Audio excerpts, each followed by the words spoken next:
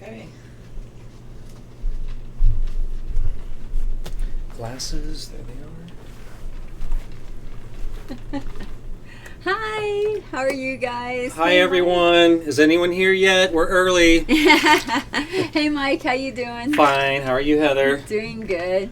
So what's new with you? Have you gone on any new trips or done anything fun or done any like 50-mile unicycle rides I'm or afraid anything? not. This was not a real adventurous year for me. Okay. So last weekend I visited my mother in Orange County Uh-huh. and a friend in Palm Springs, but I do that trip a lot. So nothing interesting, but I am going to Lake Powell soon. Oh, that's pretty cool. Have you been there? No. What's it like? So Lake Powell, did you ever see Planet of the Apes? Yeah. The original? Uh-huh. And you remember how when they landed on what they thought was an alien planet and it looked there was a lake and it looked like it was in a desert? Mm-hmm. That was Lake Powell. Oh, cool. So what people do now is you can rent a houseboat. Uh-huh. And and Lake Powell is huge. And you just go exploring in all these nooks and crannies, and there's lots of cliffs and all kinds of water sports, and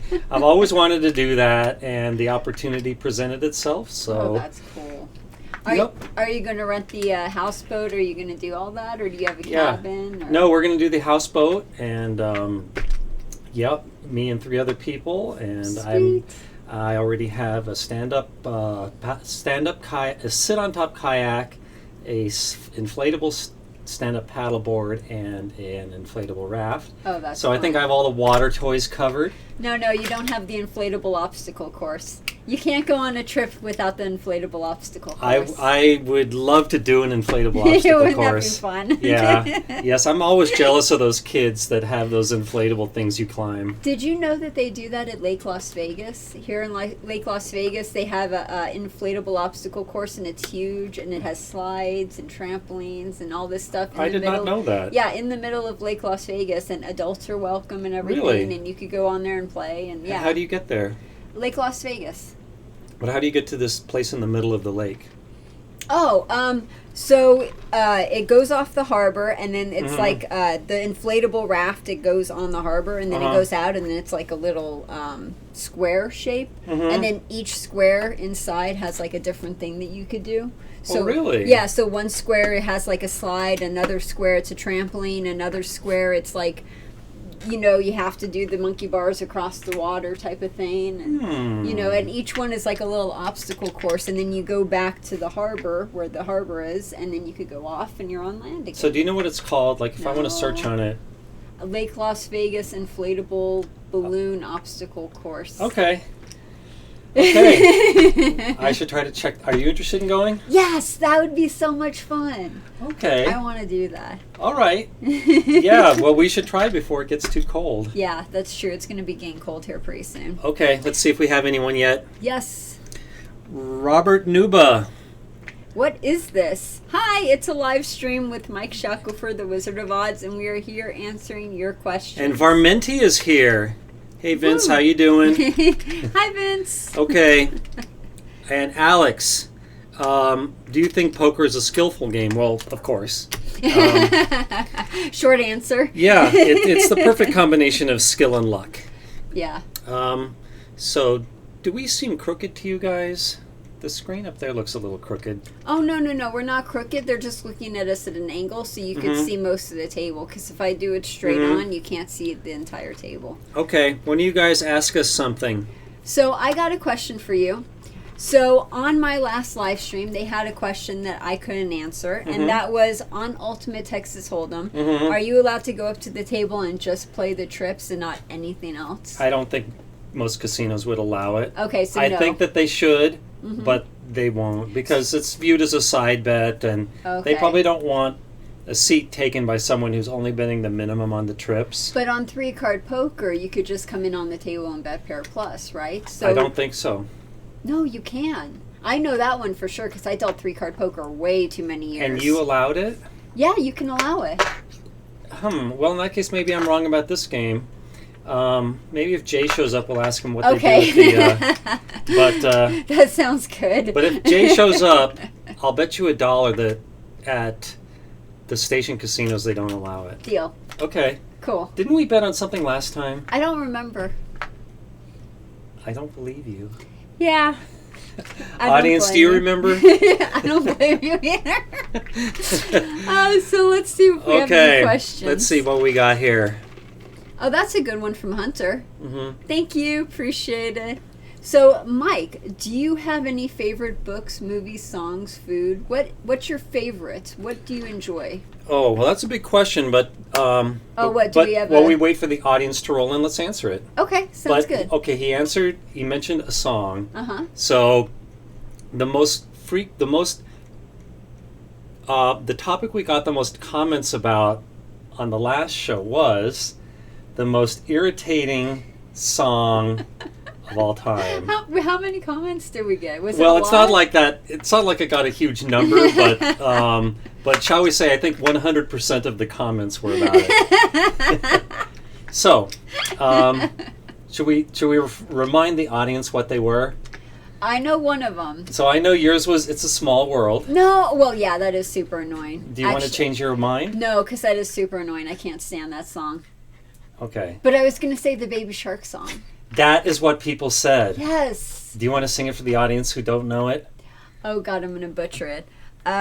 Baby shark do do do do do do, baby shark do do do do do do, mama shark do do do do do, mama shark do do do do do. Okay, I'm gonna have that stuck in my head all freaking day. But it's better than the Small World song. Okay. I'm sorry, but what is the Baby Shark song like meant for babies? Like, I don't get the appeal to it. It's one of those things where they did a jingle and they made it like super catchy, and it was originally for kids and babies, but then it sort of caught on. So then you had the parents singing it, and the parents would bring it into their normal lives. So, for example, they have these walk-on songs on baseball, and one of the baseball players, his kid, sings the Baby Shark song over and over and over again. So finally he's like, okay, screw it, I'm just going to do this as my walk-on song. So he did the Baby Shark as his walk-on song, and now it's like this big craze, and people like start singing it and clapping and everything as soon as it starts coming on, and everybody loves it. And I don't get the appeal. It's one of those things. I don't find it as like super annoying. Like, I could probably go 5 minutes listening to it. 5 minutes? Yeah. Are you serious? How long could you go? I don't know, maybe 20 seconds? Okay. Well, our apologies, probably really not to the audience members whose that song is now planted in their heads. So moving on from songs, what's your favorite movie? Oh, it's really hard to say just one. I will say that I am a big fan of Quentin Tarantino. Yes. And Stanley Kubrick. I tend to like, in general, like the darker movies. I like science fiction movies. Your basic drama is good. I tend to not like comedies very much. Don't like love stories. You don't like love stories? I hate love stories. Oh my God, please never drag me to one. Okay, good. We'll never see one. That's a very refreshing comment. I can't stand them. Do you want to throw out some movies? Did I like? Yeah. The 80s movies, like Goonies and Dark Crystal, which, by the way, I'm watching the Netflix Dark Crystal TV show right now. It's really good. Well, Dark Crystal. I've never heard of it. Not to be confused with Dark Mirror. Yeah, not to be confused with Dark Mirror, although Dark Mirror is really good, too. That's a good series. I will look into Dark Crystal. Oh, okay, cool. Watch the movie first. I guess watch the movie first? Yeah, watch the movie first. Okay. Because that's the 1980s movie, and it's Jim Henson, and it's like a decent kids movie that's like dark. It's not supposed to be, nice and... Does it have Muppets? Yes. Okay. But not the Muppets you're thinking of, but puppets from Jim Henson. Yeah. Okay. And then same with the TV show. It's good. Let me know what you think. Okay. Well, speaking of Muppets, who's your favorite Muppet from Sesame Street? From Sesame Street? Oh my God, you're going to make me think back like how many years? 30 years? Start doing the math, guys. Oh, well, if you want the math, let me think about this. 7, so 6, 5, so 35 years ago? 35, that's the math. Okay, so let's see. I guess between Big Bird and Oscar the Grouch. I remember liking Oscar the Grouch. So do I. But Okay. he's so opposite of Big Bird. Yeah, okay, so I'll go with Oscar the Grouch versus Big Bird. Yeah, I like Oscar and I like Ernie. Oh yeah, and Ernie and Bert, they were cool. Especially Ernie. I mean, they played off each other well, Mm-hmm. but if I, shall we say, lived on Sesame Street, I could see myself being. But then again, you never know. I mean, I find Ernie, I like his easygoing, fun-loving character, but I seem to attract in my life more of like the Bert kind of people, the people that are maybe a little bit grouchy. Maybe that means you're Ernie. Maybe. I am Ernie, I think. So, anyway, this is supposed to be a gambling show, so let's see if we have any gambling questions. Okay, you can read better than me. Okay, so Vince says they just put in a pile of blackjack tables called Blackjack Stack. It should be opening in 2-3 days. Have either of you heard of this game? Nope. Where are they putting it in? Yeah, where are they putting it in? I'm interested that way to know we can more. Go look. Okay, what else do we got? Alex, are there any money management books out there regarding playing limited Texas Hold'em such as 2040 or 4080? Not that I know of. No? I think money management is overrated. In poker or in gambling? Gambling in general. Why? Because in so many other gambling books, they put a big emphasis on money management. And the way they tackle it is like, you should walk away at this point, like after you've lost this much or won that much. And none of that actually increases or decreases the house advantage. And one of the most frequent questions I get is, Mike, when should I quit playing? And my answer to that is when you're no longer having fun. Oh, well, Now, that's if you're a good question. professional gambler, then you have to treat it more like a job, and you should probably, play a full 8 hours or whatever you can take. But, yeah, so that's my answer. But isn't gambling basically all money management? Like you said, it's about when to leave. I know that it doesn't affect the house edge at all, but doesn't that matter when you leave? Because if you leave, it matters when you leave, because if you leave high, you're leaving with money. If you're leaving down, you don't necessarily want to chase the dragon, but you don't want to be so down that you're like, oh my God, I have to chase the dragon type of thing. Okay, well, first let me say that I am not opposed if anyone wants to set limits for themselves. Like if someone says, I'm going to leave when I'm either up $100 or down $100, fine. You have my blessing. If that is, like a good sitting for you, that's what makes you happy, then that's what you should do. But if someone else says, I'm going to play for 2 hours, win or lose, that's great too. If someone says, I'm just going to sit down and I'm going to play until I don't feel like playing anymore, that's fine too. So I guess it really just depends on what their objective is. Yes. So if they go in and their objective is, I want to have fun, then it doesn't matter if you leave up or down or whatever. If you had fun, you completed that objective. Yeah. But if you go in there and your objective is, okay, I'm going to make my house payment, get help. Exactly. Yes. Absolutely. But there was a word in there that made me want to come back. Oh, yes. Last week's show, there was another comment that a friend of mine made, and we were talking about why do people gamble in the first place. And I said that one of the reasons people gamble, in particular table game players, is for the adrenaline. And I was corrected saying that it's not adrenaline, it's dopamine. And so if someone is getting pleasure out of the wins here and there, then they're not feeling joy from adrenaline. They're feeling it from dopamine, which is something that, shall we say, Mother Nature gave us to reward us for things that we should be doing. It's a chemical that combines the Yes. neurodopamine and yeah. Yeah, well, maybe you know more about it than me, but I think that it's the main purpose of it is it gives that feeling of falling in love. And nature wants that to happen so that we'll all have lots of kids.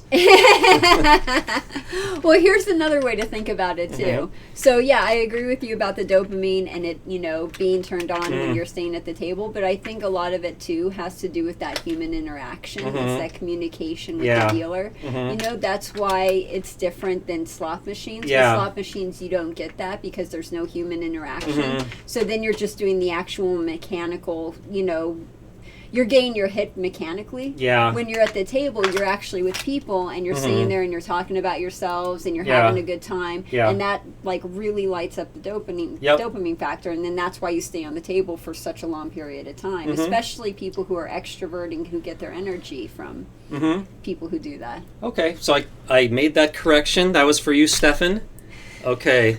And I have some emergency questions here from my forum. Awesome. But I always give priority to the live questions. Okay. So your eyes are better than me. So if you could keep an eye on those for good ones. So we have one from Robert. Robert MD. For someone who is a sub-novice gambler, what is Pai Gow, and is it easy to learn? Do you mean Pai Gow Poker or Pai Gow Tiles? He just says Pai Gow. He probably means Pai Gow Poker. Okay, but let's tell them the difference. Okay, so Pai Gow Poker is playing with playing cards, and Pai Gow or Pai Gow Tiles is played with what look like dominoes. And it's hard to learn if you're just learning with dominoes, so that's why it's good to learn with Pai Gow Poker before you learn dominoes. Right. So, yes, absolutely. Pai Gow Poker is much easier. If you already know poker, like what's higher, a flush or a full house, then Pai Gow Poker is really pretty easy. I won't bore the audience by going through the whole rules, but as long as you know the poker hands, you can jump right in and play really easily. And it's even more easy with this game out now called Face Up Pai Gow Poker, where the dealer exposes his or her cards, so there's no strategy decisions. It's pretty obvious that if you can win, how to win. If the best you can do is push, then push, and sometimes you have no hope. But that's a even simplified version of Pai Gow Poker. But basically with Pai Gow Poker, the object of the game is you have 7 cards and you're trying to make your best. You're trying to make your best 5-card hand, and you're trying to make your lowest 2-card hand. Yeah. Okay. For example, I'll play a hand with you. Okay. Okay. Okay. I should work with you on your shuffling. We should talk about that another show. I thought my shuffling was pretty good, but I'm sure yours is better. Okay, so we're looking at our cards, and we're looking to see what our high cards are. Okay, so I'm separating my hand, as is Heather, into a 5-card hand and a 2-card hand. Here are mine. And the 5-card hand must be higher than the 2-card hand, or you will spoil your hand. So here's how I'm setting mine. And the 5-card hand is set by poker rules, and the 2-card hand is a pair is the best, otherwise it's just 2 singletons. Right. Okay. And you're trying to win both the top and the bottom in order to win. And if you lose both the top and the bottom, then you lose. Okay, so my high is a pair of 8-10s. I got a pair of 5s, so you win the bottom. Okay, I've got ace-queen. I have jack-10, so you win the top, so therefore you are the winner. I win. There you go. That's your crash course in Pai Gow Poker. Okay, shall we take a Wizard of Vegas forum question? Sure. Is there anyone in particular you want? Well, let's just start at the top. Okay. How did you pick where you will be on 4/8/24? I seem to recall somewhere in Texas. Okay, who knows the significance in the audience of April 8th, 2024? What's going to happen on that day? Eclipse? Yay! Yes. Yes, a total eclipse, not a partial eclipse, a total eclipse will be cutting through Mexico and the United States. And it is it's going to cut through like way down south in Mexico, like in Acapulco. It's going to go pretty near, I think, Guadalajara, and then it's going to cross in Texas and then go all the way up to Maine. And I figure based on proximity to Las Vegas and chances for good weather, I'm going to see it in Waco, Texas. The totality path will go right over it. And another reason I choose Waco is it's going to be good to be in a larger city because there's going to be more hotel rooms, and from the 2017 eclipse there was such a shortage of hotel rooms, and what ones were available were super expensive. Like there were like dumpy motels like the Motel 6 charging $1,000 for a room. So are you serious? Yes, and people were like on Airbnb like saying you can sleep in a tent in my backyard for $500, but I will put out a porta potty for you. Stuff like that. But what if you have like a RV or a camper or something like that? That would be a great idea. So can't you just go there and then park? Sure. Okay. Of course, you have to find a appropriate place to park, but You won't be charging $1,000. So where are you gonna be? So yeah, Waco, Texas. So I'll probably fly into Dallas and make my way to Waco, and I'm going to reserve my hotel room on April 8th, 2023, because most places you can't reserve more than a year in advance. So that's my advice, guys. You got to be well prepared for this because it's going to be a total freak show. So be prepared and as soon as you can, make your hotel reservations. Do you already have your flight reservations? No, you can't book flights that far in advance. Okay. Who knows? I might drive there. So, yeah, but this is going to be. Everyone should see a total eclipse once in their life. Yeah. So you didn't see the 2017 one? I haven't seen one. Okay, I'm going to be nagging like crazy about the 2024 one. Do you want to loan me $1,000 for a room? Yes. Well, we'll figure something out. We might just have to go camping or something. I slept in my car before the last one, and I was fine. So okay. But we will be talking more about that in the years to come. Yes, in the years to come, in the live streams of late 2023, early 2024. Cool. Okay. Do we have a good question one from the audience? We have a question from the audience. I don't know if it's good. I'll know if it's good after I read it. Okay.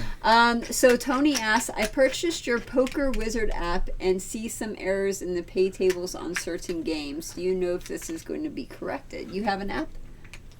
Yeah. You must be talking about the Video Poker Wizard. Okay. And that is, I take it you're talking about the new one. Oh, okay. Wait, how do people find that? Where can they go to get that or download that? Okay. If you go to my website, Wizard of Odds, and go to the Video Poker section, somewhere there's a link to the Video Poker Wizard app, or you can go to the App Store and search for that, or just go online and search for the Video Poker Wizard, and that is a really good app that will. It's all about training you to be a good video poker player, and you can analyze hands, you can analyze games, you can play for fun, and it corrects you when you make mistakes.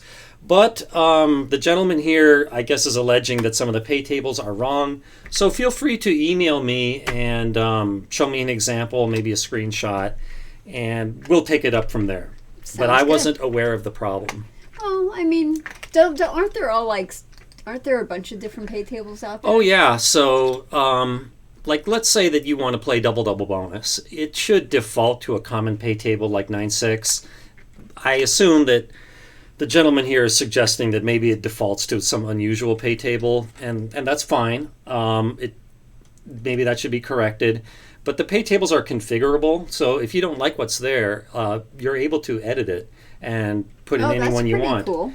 Yeah. So go check out the app. Go download it. It's really awesome. Thanks. You're welcome. No problem. Okay. Well, let's bounce back to a forum question. Okay. So, U.S. paper games. Do you think strategy games can definitely prove whether or not someone is more intelligent than someone else? For example, if I can beat you at any strategy game of your choice, chess, Scrabble, Trivia Pursuit, etc., does that mean that I'm more intelligent than that person or the person I was going against? Well, that's a big question, and it's getting out of my area, but intelligence can be measured lots of ways. Now, if someone could beat me at absolutely any board game, I would be super impressed. And I know people who are just 4 standard deviations great at games like chess and bridge and Scrabble. And these people are not just great at these board games, but they're just really brilliant people. Mm-hmm. However, shall we say that lots of times when a person is gifted in one area, it comes at an expense somewhere else. That's the nicest way of saying that. Yes. So so these people may be lacking in other areas. Yeah. So I don't, but so I guess it all depends on how one measures intelligence, but I would be inclined to think that someone who's really good at board games is probably way up there on the intelligence scale, the way it is traditionally measured. Yeah, and that's the key point. That is traditionally measured because there's different levels of intelligence. Yeah. You know, you have social intelligence, emotional intelligence, actual book intelligence. There's, street intelligence. There's so many different levels of intelligence. Yeah. So. Yep. So that's about the best I can do with that one. Okay. So the next question is, did you want to go off of that? Yeah. Let's alternate. Okay. Okay. So here's back to the eclipse. Indy Jeffrey asks, will the bright lights of the city affect my experience in any way? And I would say no. I would say that if you are stargazing, then yeah, you want to be in a nice dark place and away from a big city. But total eclipse is during the day, so the lights won't be on. That's a good point. Now, when I saw the eclipse in a very big city in China in 2006, and they turned on the lights, like all the street lights and building lights in the middle of the day, which was weird. It was very freaky, and all the birds got confused and everything like that. But now with a total eclipse, you're not allowed to look at any eclipse, right? Like whether it's a total eclipse or not. If it's a total eclipse, when the moon is completely covering the sun, which it does, then you can look straight at it with the naked eye. So that's okay. That's okay. Okay. Now it's only going to be like 2 to 6 minutes, or should I say 1 second to 6 minutes, where it's safe. But during the safe time, it's absolutely safe, and that's what's great about it. Okay, cool. So as opposed to a partial eclipse where it never completely covers, and you always have to be protected. Look at it. Yeah. Do not look at it. Right.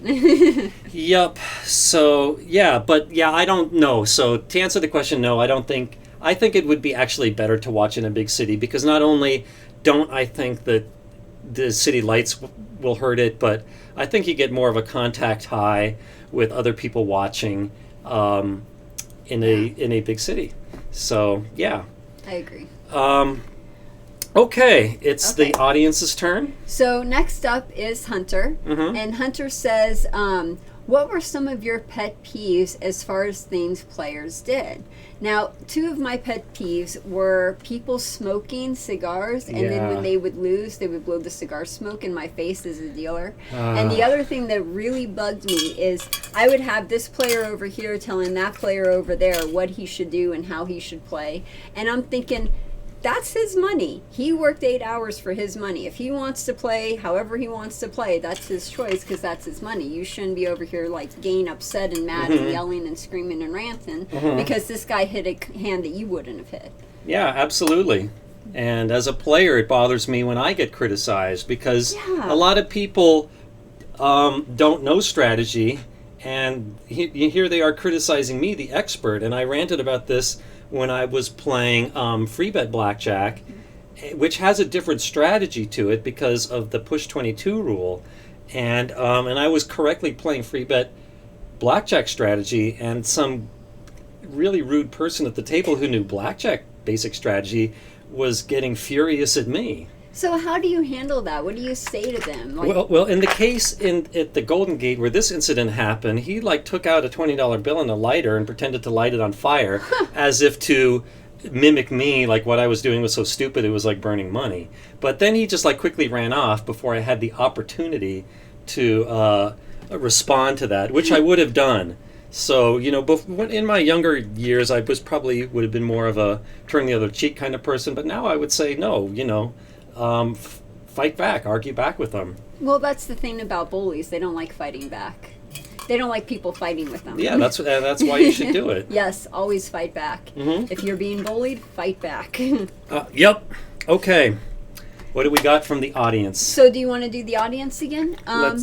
So Blackjack Innovator asks, is blackjack a dying advantage game, and why are casinos so active in eliminating the 3-2 game? Or 3-2 tables. Okay, the first one one could talk a long time about, and it gets argued about in the forums passionately. But Okay, I will say that card counting is way, way down, probably by 90% since its peak. Wait. Is card counting down, or is just the people who are trying to card count just can't card count? No, I think it's because casinos are better at catching them. Really? Yeah. Oh, so you mean actual card counting? Yeah. Okay. So, yes, but there are still other advantage plays in blackjack. So I would say that advantage play in general in blackjack is probably about the same. Okay. So I thought advantage play was actually going up. I Not just card counting, Yeah. but other advantage plays. Yeah, I don't know. I mean, it's always been around. Yeah. In fact, there probably is more of it, if forced to say. Okay. But I would say it's spread over a lot of different things, as opposed to it going through a huge blackjack card counting period and then a huge video poker period. Right. We're talking about like different games, different styles, different, techniques. But the casinos are always like 5 to 10 years behind the times. And now they definitely know about card counting and they definitely know about video poker advantage play. It only took them 25, 30 years. Yeah, so they're definitely finally like cracking down on that. But meanwhile, the players are doing other stuff that I won't even list. And most casinos don't even know about it. And a good example of that, too, is the Phil Ivey thing, where Phil Ivey was asking for certain things and they allowed it, and then they got taken for how many millions? And you're like, oh. Yes, we had an argument about that the last fun. show. Yes, the edge sorting. And then after I had an argument with you, Jay and you, you guys were both on the same table. So me and Jay had a little thing. It was fun. Good job, Jay. Yeah. I enjoyed it. I like talking with you guys about that. That's really fun. Okay, so next up, what are the odds of face-up Pai Gow Poker? Yeah, it's funny you ask. The house advantage in that game is 1.8%. And so it is actually a little bit better than regular Pai Gow Poker if you're not banking. So, yep. Cool. So there you go. There's the answer there. Awesome. So should we do one from Yes, here? let's go back to the Wizard of Vegas. So Odious Gambit asks, Wizard, I understand you are very reluctant to put miles on your vehicle for frivolous things. For example, to drive to a convenience store for one item is probably something that you shake your head about. Is this true, and would you like to elaborate? Yes, that's absolutely true. I am terribly annoying about wanting to combine trips. I hate to drive somewhere for just one reason. You know, right? I know this. Yes, I can be totally annoying. You're not annoying. Well, I certainly annoy other people who shall remain nameless. And yes, I like bike riding, and I'm a big advocate of it, and I feel that if you can, you should be bike riding short distances at least. So wait. What's your definition of a short distance? Because 50 miles on a bike ride, that sounds tedious to me. That's a medium distance. That's a medium distance? Oh my goodness. No, I was kind of joking. For an errand, that would be a long distance. Okay. It all depends on the person, and I don't want to say you should definitely bike all errands under 5 miles or something like that. No, you have to consider the weather and safety and all kinds of things and the kind of bike you have. But the advantage of biking is that you're getting exercise and you're not consuming resources, and you are not cluttering up the roads with another car. So I think you're doing a good thing by riding your bike. When you're riding your bike, do you ride it in the street with the other cars, or do you ride it in the bike lane, or?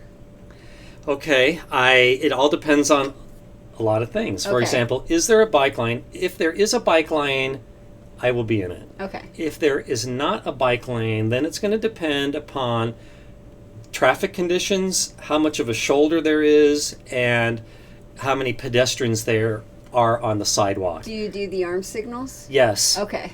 Yes. So what's what? I am very big on arm signals. I'm very big on right? This is how I do right, but now a lot of people are doing this to make right. Okay. But when I was a kid, was left.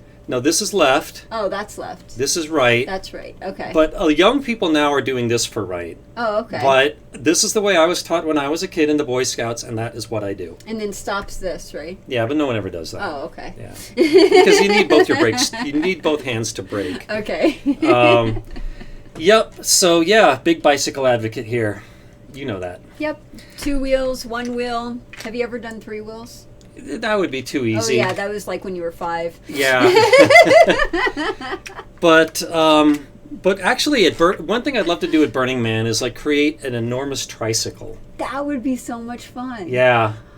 I hope you do that one day. Thanks. You're welcome. Yes, and if anyone out there is like a good welder or can, shall we say, help with that, let me know. Okay. Sounds good. Okay, so Okay. what do we got from the live audience? So, Ed, he says, do you know any good templates for gambling win-loss tracking logs? I just use Excel. Yeah. Yep. I have like one column for the date, one for location. And if it's a sports bet, I will like explain exactly what the bet is. Mm-hmm. But let's say that I was playing video poker. I would say like the casino, like the South Point, what game I was playing. Like I was playing NSU Deuces at the dollar coinage, and then how much I won or lost. And Excel would be good because then that could do all the math for you. Yep. You just put the formula in, the numbers in, and then it does all the math, and you don't have to keep track of all that. Yeah, but it's so simple, you know, and you don't need to learn anything new. So I love Excel. I do so much stuff in Excel. I am Mr. Excel. But it could be as simple as saying having a document, a text document on your phone, and then just recording what you do. Okay, I go in with $20, I leave with 10. Oh, yeah. So, and when I was a more active video poker player, I tried to keep around this little notebook. Yeah. Where I would write down what happened and later transcribe it to Excel. But sometimes I would forget to bring the notebook, in which case I would either make a memo note on my phone or I called my answering machine back home to report what happened. Now, for some players out there who don't know why would you keep track of your winnings and your losses? Don't you just want to not know that information so you don't know how much money you spent? Well, no, I think that if you consider advantage play to be your job or a sideline, then you should know how well you're doing, because I think a lot of people think they're good advantage players and really they're not. I think that's a lot of them. Yes. So I think that... Same with card counters. Yeah, so I think you should want to know, are my results bad luck, good luck? You know, you need to have something to compare it against. And if you are just gambling out of like your spare cash, like you're not separating like your gambling bankroll from other money, it gets totally confusing, and it's easy to deceive yourself that you're doing better than you really are. So when you're tracking your wins and your losses, is there any way to factor in that statistical fluctuation of luck? Good luck, bad luck? How do you do that? Well, I could talk about that all day long. But could you make it 5-minute like Cliff Notes version? Well, shall we say that, with sports betting, I am easily able to calculate the standard deviation on all my bets, like the whole combined sum total of them. Like, let's say that I make 2,000 bets in the NFL, and I should want to know not only like the total win or loss, but also where does it fall in the bell curve, because it often happens like in sports betting where you perceive an advantage, but and you start doing something, but you're just not winning. And with a small sample size, maybe it's just bad luck. But if it keeps happening over a long sample size, then I think you need to question that maybe this play used to be good, but maybe it was just a statistical fluctuation, or maybe there's something about the nature of the game that has changed. For example, I used to just love these NFL props, but the way NFL games were played in the past was more low scoring and more defensive, and fewer field goals especially. And now people are kicking field goals really far, and it's a more offensive game because the defenses are more constricted. So if you use old data to analyze a modern game, it's dangerous. So So anyway, so when I looked at just thousands and thousands of NFL prop bets made, I wasn't doing as well as I thought I should have been, and so I basically quit doing it except for the Super Bowl. Okay. So that is a reason to keep track, and I don't want to give a math lesson on how to calculate standard deviation, but it's not that complicated. Well, basically, the For Dummies version of it would be if you're going and you're gambling and you keep losing, it's probably not statistical fluctuation. You're probably just a bad player. Yeah. That's probably the For Dummies version of it. Yeah, and I think everyone needs to have a healthy skepticism about themselves. Is most professional gamblers I know think that I am the greatest. I am the greatest professional gambler on the East Coast. No. I think you really need to not, shall we say, overthink your skill set. That maybe you've just been lucky. Maybe you're not. Maybe you're misremembering things how they happen. And keep your feet planted on the ground and keep track of your results and study your results. Okay. So one more question, and this is just for myself. Mm-hmm. When you're keeping track of the luck, what are some what's the normal time frame that people can expect versus the time frame where, oh, I've just been unlucky for 10 years, versus, oh, I'm just unlucky today, or I'm unlucky the past 2 days? Yeah, I like to look back as far as I can. There's no magic number, but have you ever seen someone who's had bad luck for 10 years? No. Okay. So we know that that's not possible. No. In fact, I believe there is no such thing as luck, as defined as like a force that causes good things or bad things to happen. But there certainly is random variation. Yeah, but it's circumstance, and it's the random variation of that circumstance. Yes. So, but in the end, it all averages out. And I don't think that there are inherently lucky or unlucky people. I agree, but then I think about some unlucky people that I've known in my life, so... I can think of people that bad things just seem to happen to them like magnets. Yes. But I think that I could point out, if I were a really rude person, how all these bad things are really the fault of the person that they're happening to. But you notice that when you go in a casino, there's always that one person, that one guy where he always has, I know, we'll get off of it, but he always has the bad luck and everything. Well, I would say that this person is probably a big complainer. He is. And I would say that when he's having good luck, he just... doesn't say anything. Yeah, he doesn't say anything. He doesn't even notice it. So he is just, a complainer and probably just wants pity. I'm glad we went through that. Okay, so next question. Okay. Do you want to do this one or on there? Whose turn is it? I believe it's paper. Okay. So, GL Mayer, if I'm pronouncing it right, asks, both you and Heather are working on books. Any updates? Do you want to go first? I was just going to ask you that. I'll go first, sure. So... writing a book is a lot harder than I thought, and it really is very slow, and I swear I will never give George R.R. Martin crap again for the rest of my life. I promise. Well, elaborate on what is the book you're writing about. And oh yeah, I guess I should say that, right? Yes. So I have a deal with Huntington Press. They're my editors. They're the ones that are going to be helping me with this. And it is a 3-part book on what it's like being a casino dealer. So the first part is actually getting a job as being a dealer, and also the different locations. So what it's like in America, what it's like in France, what it's like in South Africa, Ghana, that kind of stuff. The second portion is what to know when you are the dealer. That kind of stuff is what to expect, your apparel, what kind of good shoes to wear, that's really important stuff that we need to know that we don't talk about often. The kind of players you have, tokes. And then the third part is how to get a raise as a dealer. Normally as dealers we go from casino to casino to casino to get a raise, but there are several different things that you could do on the table to actually help get more tokes and get a raise as a dealer. So that's my book. Okay, so what is it going to be titled?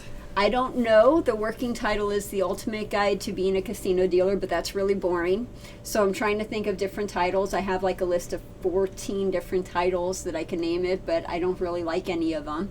It's a 350, 400-page book right now. Mm-hmm.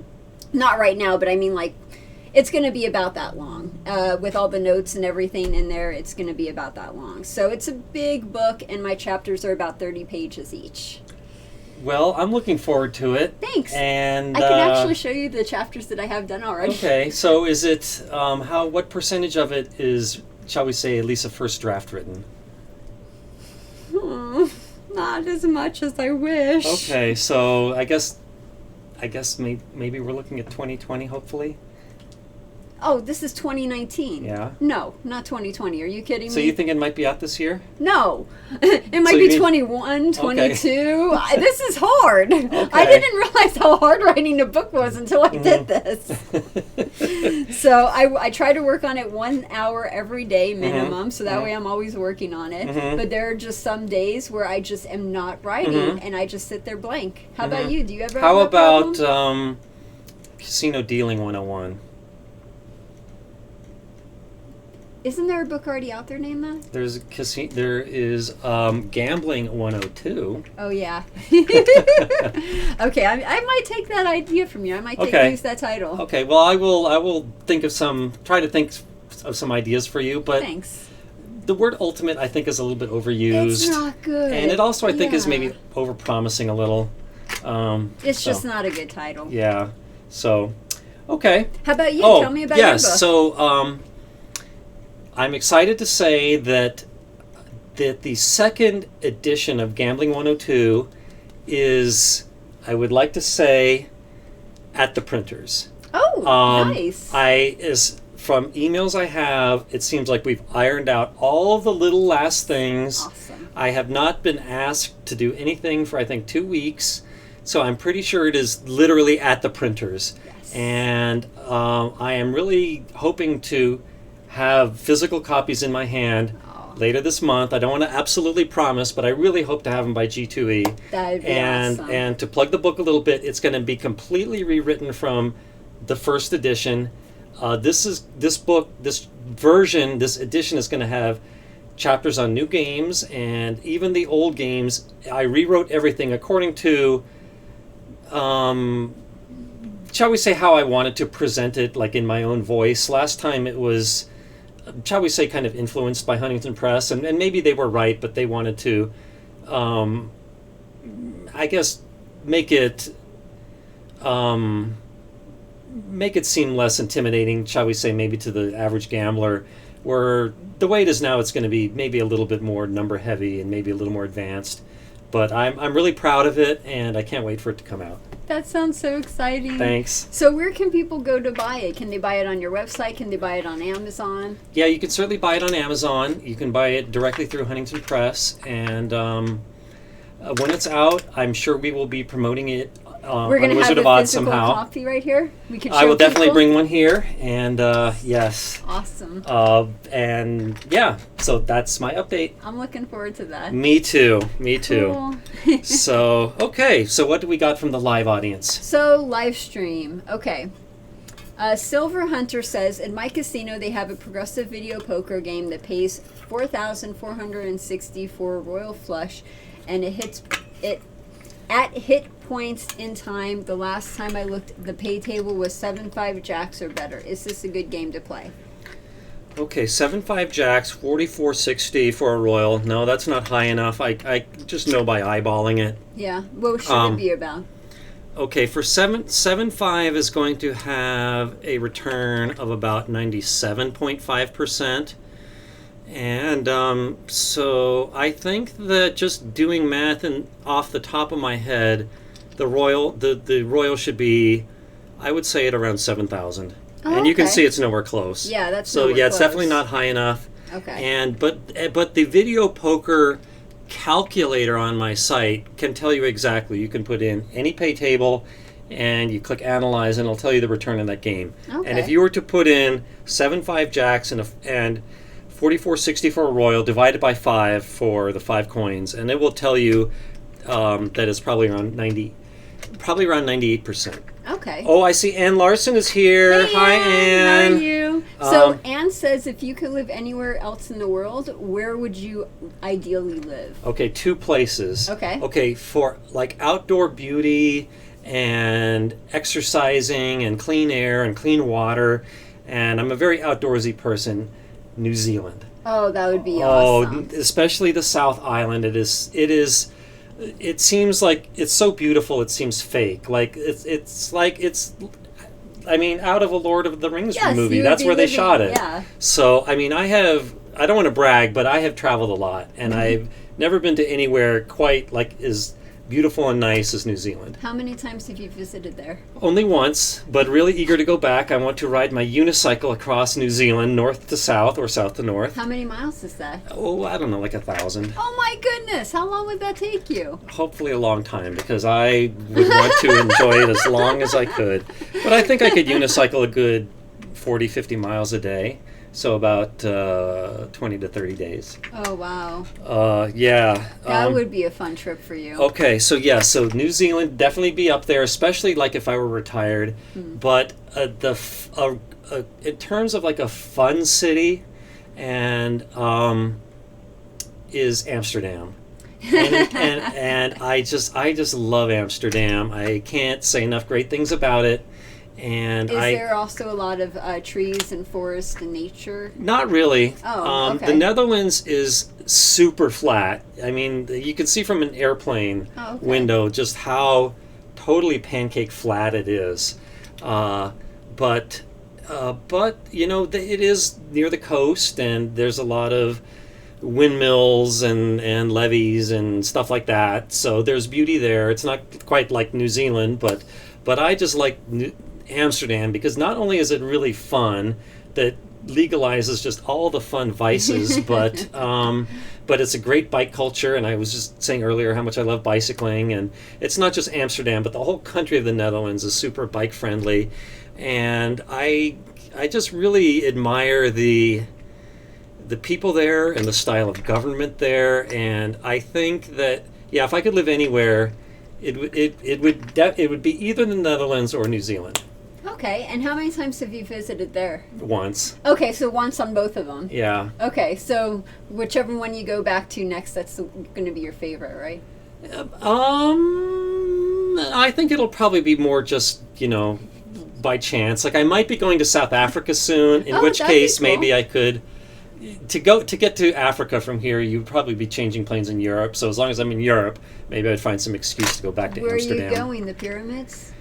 No, I would be doing some business in South Africa, hopefully, and I'd like to see Sun City, and I want to climb Mount Kilimanjaro. That's definitely on my bucket list. That would be neat. So yeah, hi Ann. Hope you're doing well.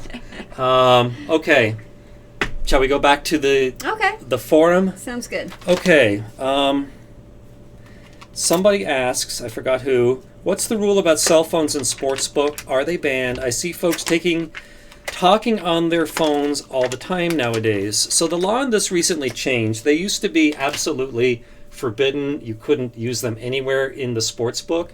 But now that everyone has a cell phone, I guess it got to be just too difficult to enforce that rule. So now sports books can set their own policy. And the policy of most of them seems to be that it's allowed except for at the window. So what is the reason for them not allowing cell phones in there? How could you cheat? Like, why was the reason why they wouldn't do that? The reason, I believe, was to combat messenger betting. Is they didn't want people making bets for other people. So they didn't want somebody to get a call and have Billy Walters say, bet $50,000 on the New York Jets. Couldn't you make the call before you go in the... Well, it's really competitive. Like, let's say the Mirage suddenly makes the Jets +3 to +3.5. That's a huge movement off the 3. So it's probably going to be... There's probably going to be a rush of a whole bunch of runners to the window seizing that, and you want to be first. Okay. So, but before they changed the law, you would just see all these young guys in their 20s dressed like slobs with a little earpiece in their ear. just sitting there all day, and then just suddenly, they would just run to the window making a huge bet. But the sportsbook said that there's nothing really we can do about it, that this law is not really helping, and we can't prove to them the reason they're making this bet. So a lot of them just basically quietly allowed it, and now they don't even need to be quiet about it. They can fully say, as long as you're not being discourteous and talking to someone at the window, go ahead.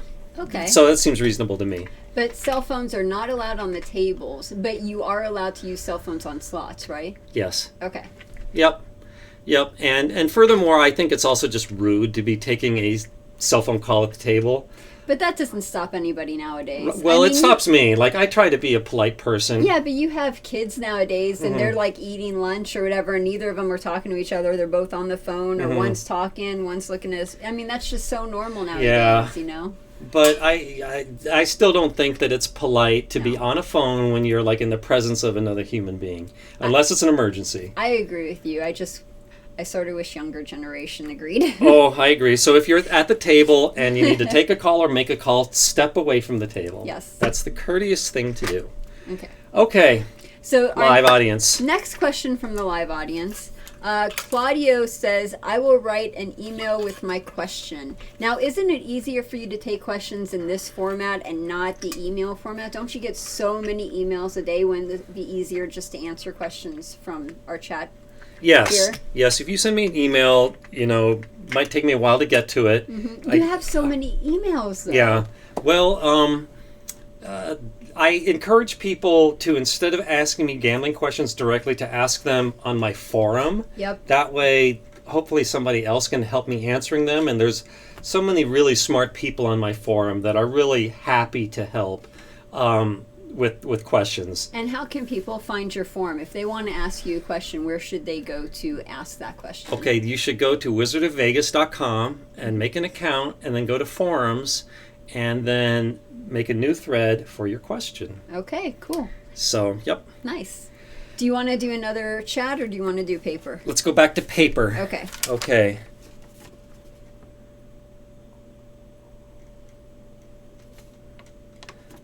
Okay, this one has nothing to do with gambling, but vaping is addicting kids and users are dying from lung problems.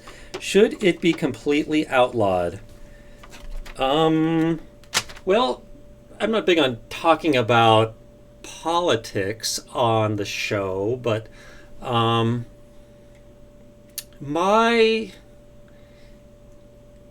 in general, I have a libertarian attitude of letting people do what they want, letting adults do what they want, as long as they're not hurting anyone but themselves. That's one of the reasons I like Amsterdam so much, is they have that kind of libertarian philosophy. But I keep hearing on the news every day how many people that are under 18 are vaping. And I asked my son, who's in high school, what percentage of people vape at his high school, and he said almost all of them, or something like that. And so that I think it's within the purview of government to respond to that. And what I think is an intelligent way to crack down on that is to say that e-cigarettes cannot have sweet flavors like bubblegum that might attract kids, but they should only either have no flavor or a tobacco flavor, because I do believe, having no evidence to support it, that tobacco smoking is worse for you than vaping. And if someone is using vaping as a stepping stone to get off of tobacco, that's great. But I would definitely encourage someone who doesn't smoke at all to not do either. Didn't they say that the thing that was causing the lung problems was there was such a high concentrated dose of vitamin E, or was it C, vitamin C, in the cartridges, and that's partly what was causing it?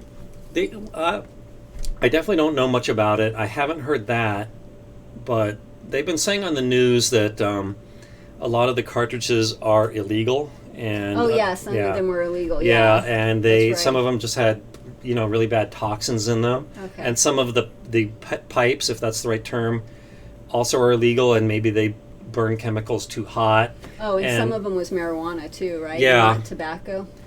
Yup, and they can have too much THC. But yeah, when you light things on fire, all kinds of toxins are emitted, and who knows what you're inhaling. Anyway, and vaping is just you're lighting up oil. I mean, that's not really a good idea. Period. Mm-hmm. Yeah. So yeah, there's my opinion. What's yours? Oh, I pretty much said my opinion.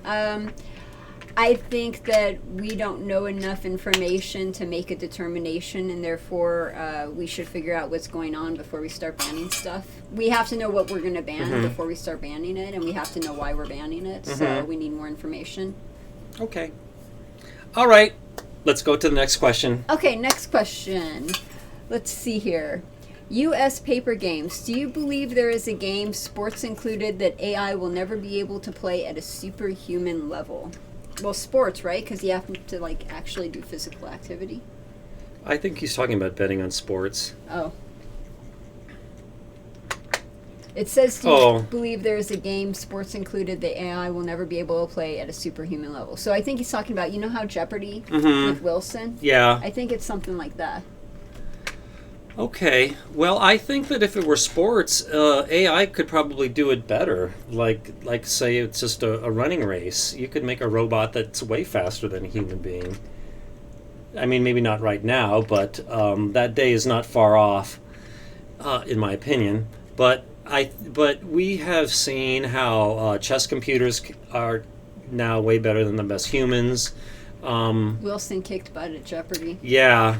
But is there one particular game that, if there's something that really necessitated a lot of creativity?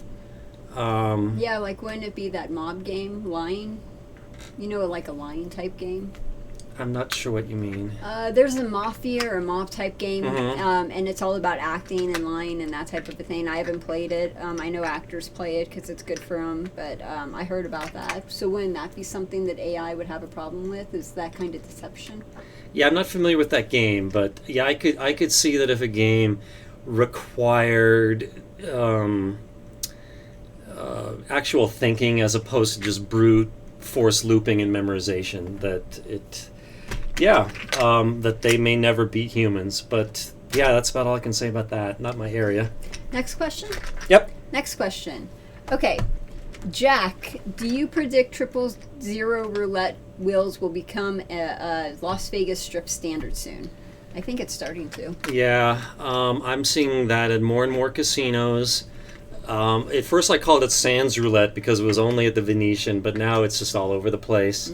In fact, I just, a few days ago, I reworded that section on my website to not refer to it as Sands Roulette, but just 000 Roulette. But I think it's going to be kind of like 65 Roulette, where we're going to see more and more of it, but it's never going to completely replace single and 000 Roulette. It's probably going to do what they're doing with 3-2, where you see the 3-2 games in high limit. You'll probably see the 000, single 0 roulette in high limit, and then the 000, 6-5 games on the floor where most people play. Yeah, in general. Yeah. I think in the locals casinos, yeah, that's true. that they will resist it longer. But that's because they're attracting locals. Yeah. Whereas the strip casinos, it's just a one and done type of a deal. Yep.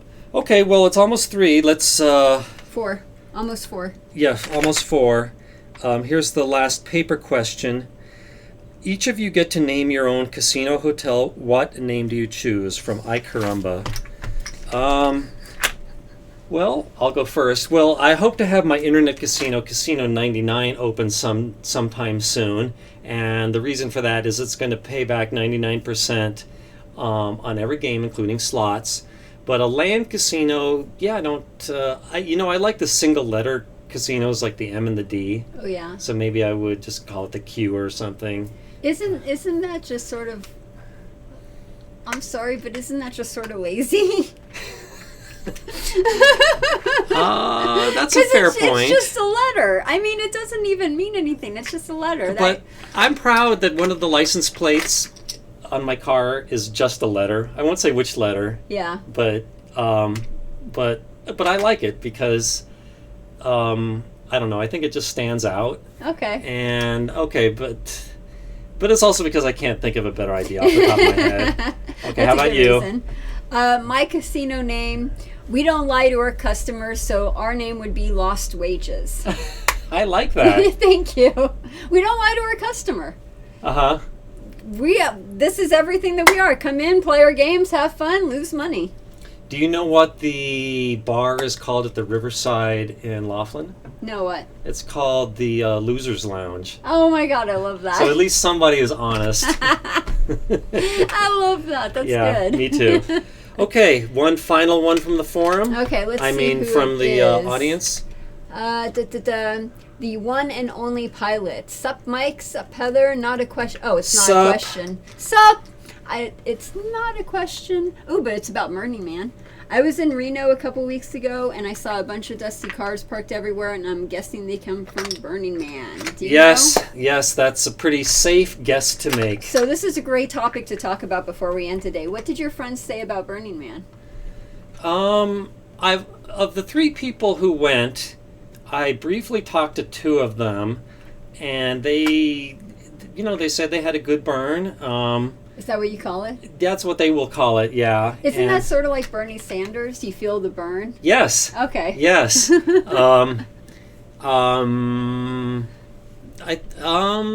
said it was a really hot week there this year. Oh, by the way, my bike got stolen at Burning Man.